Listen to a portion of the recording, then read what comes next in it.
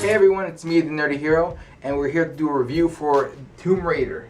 Now this is the reboot based on the new rebooted video games of Tomb Raider. I've only played one of those games. I knew a new trailer came out for the third one, Shadow of Tomb Raider, something like that.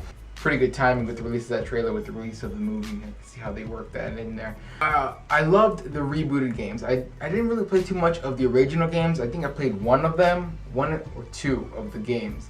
But the movies are okay. They're done originally by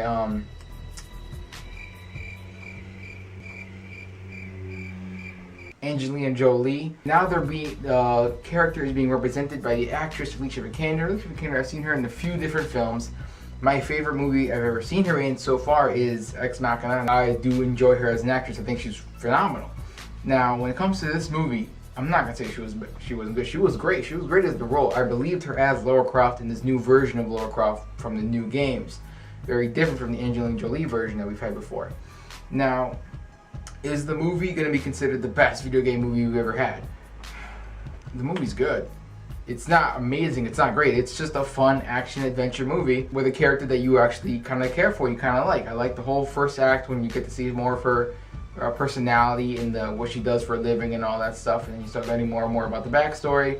It does slow down a little bit in the middle, then the action kind of starts ramping up a bit. I'm not really having any spoilers for this, but I do want to talk about the fact that when it comes to video game movies, there's certain things that can come across really cheesy. That, I mean, superhero movies, comic book movies, they have the same issues, but they've kind of lately been really good with how to handle certain things.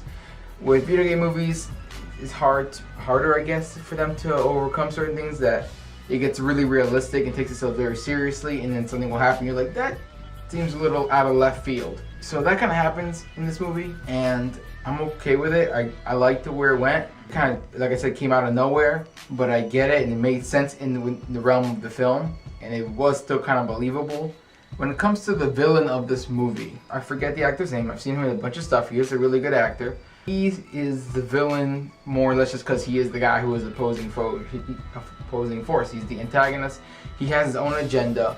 He's not trying to take over the world or nothing like that. He is just doing a job because he was hired to do the job, and he just wants to go home after getting the job done. That's all his motives are. So he's just a guy trying to get the job done. He doesn't care about what the grand scheme of the secret corporation that's trying to do everything. He's just there because he's trying to get home. Does that make him like a fantastic villain or anything? No, he's just a guy that's just an opposing force. Not to take away from him, he does do some pretty evil stuff. But he's, like I said, he just doesn't care anymore. He's been there for like 7 years, the trailer says. Back to Alicia Vikander, because the movie does focus mostly on her, so how does she portray this character? She portrays it very well. This girl that has a lot of knowledge and stuff, but she kind of hides herself from all her friends that she has, and she just doesn't want anything to do with her past. She just wants to make her life out on her own, and she kind of gets thrown back into the mystery of what happened to her father, and then she goes off on this venture, end up on the island, and so on and so forth. The CGI in the movie was good, the action was cool, the new games are very well known for putting Lara Croft in these situations where she gets bruised, beaten, and cut up like no tomorrow. Now in this movie, there is a scene that you see in the trailers and stuff like that where she's being thrown around with the river, the plane, to the parachute and falling. That's the main scene in the movie that I think references her getting beaten up like crazy with how survival is. Because in the games, it's like non-stop her breaking an arm and then having to set it back and all that stuff.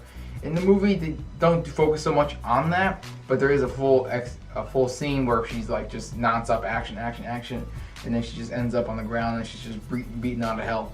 But besides that, it's funny because the whole third act of this movie, I'm just thinking to myself, I'm like, isn't this the plot of an Indiana Jones movie? I think I've seen this one before, you know?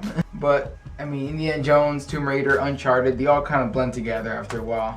But anyway, the movie is really enjoyable. I highly recommend people who play the game, especially to play the most recent games of Tomb Raider, you will enjoy this movie, I think, because I played one of the games and I really enjoyed the movie. Is it going to be considered the best video game movie we've had? It's better than Assassin's Creed, I'll say that. So that's my review, guys. Make sure you can like, comment, subscribe to my YouTube channel, and as always, guys, remember, keep it nerdy. You messed with the wrong family.